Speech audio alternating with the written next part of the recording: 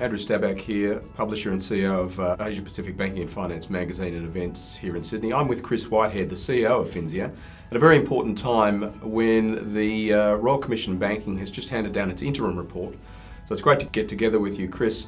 Chris, the interim reports come out, it's 1,000 pages. There's a lot in there. Can you just give us an overview of what you're seeing and what you're thinking about this interim report?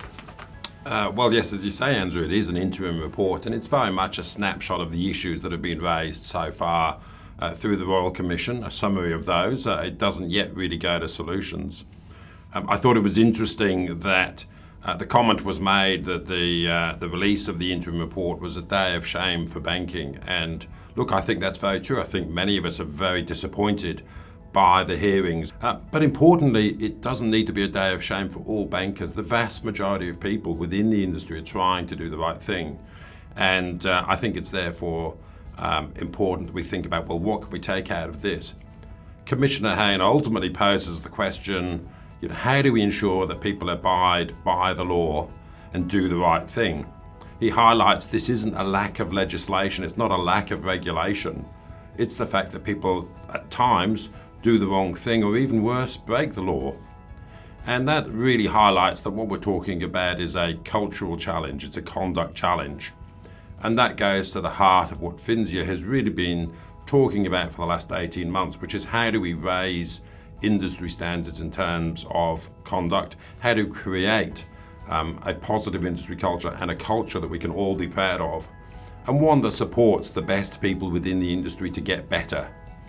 I think the important thing to note here is that this does need to operate at an industry level. Each institution, I think, will try and do obviously what it sees as the right thing. But unless we operate at an industry level, unless we collaborate at an industry level, then what we'll see is inevitably competitive pressure will pull us back down to the lowest common denominator. FinSIA has thousands of employees of the major banks within its memberships. They're telling us they support the idea of raising individual standards, of setting codes of conduct, and they want to be held accountable, and they want those who misbehave to be pushed out of the industry. You've got an outstanding lineup of speakers. What are going to be some of the highlights? What are delegates expecting to see the 2018 FinSIA Summit?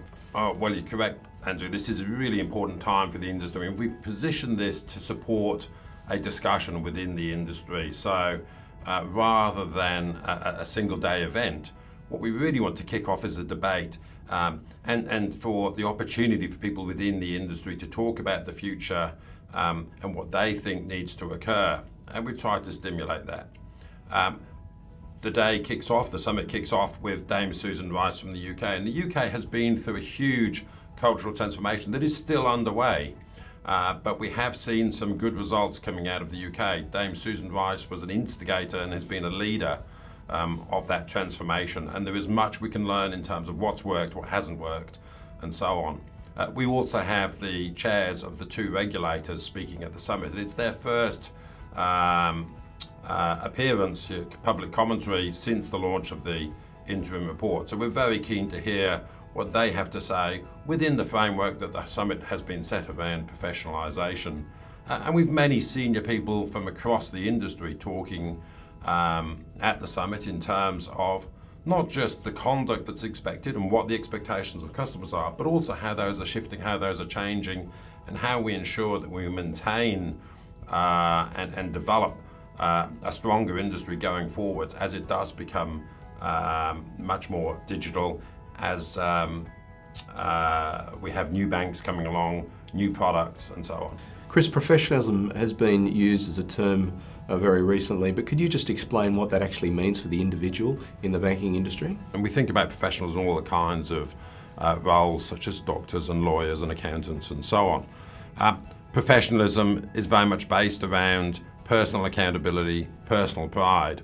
And we support professionalism through the provision of professional qualifications, through a requirement to maintain skills through continuous professional development, and through being part of a professional community, held accountable to a professional code of conduct.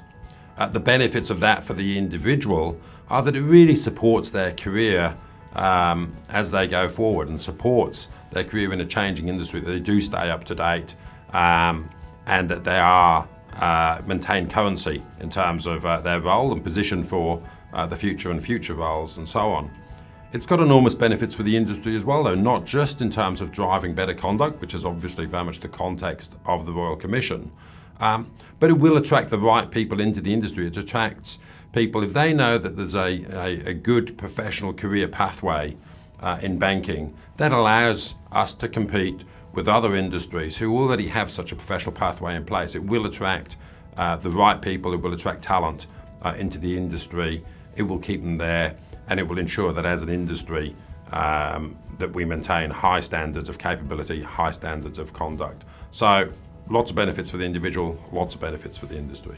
Chris, you mentioned professional qualifications. Are you able to unpack that in a little bit of detail about what they actually are? Well, we're familiar with the idea of academic qualifications, but they really represent knowledge at a point in time. A professional qualification is a continuous process, so you have to not just demonstrate achievement of the qualification, but you need to maintain it through continuous professional development. And it carries with it the accountability, the responsibility for a code of conduct. And so we think professional qualifications are an important adjunct, an important addition to the academic requirements people typically require to come into the industry. Finsia has worked very closely with the internationally recognised Chartered Bankers Institute, and we offer qualifications at 3 levels. At your entry into the industry, we offer professional banking fundamentals, and that really is, if you like, the hygiene factors of banking. It's something that everyone across the organisation needs to understand, not just those in customer-facing roles, but also IT organisations, HR organisations, marketing products and so on. So those who impact customers and those who impact on them. Beyond that level, we support specialist roles such as credit managers, risk managers, relationship managers, lenders, through our Certified Professional Banker program. And that's people really at that specialist stage of their career. At the senior levels, the senior relationship managers, the senior leadership roles, we have Chartered Banker, which really is the gold standard in terms of banking qualifications and really is the pinnacle of achievement in terms of banking. Excellent.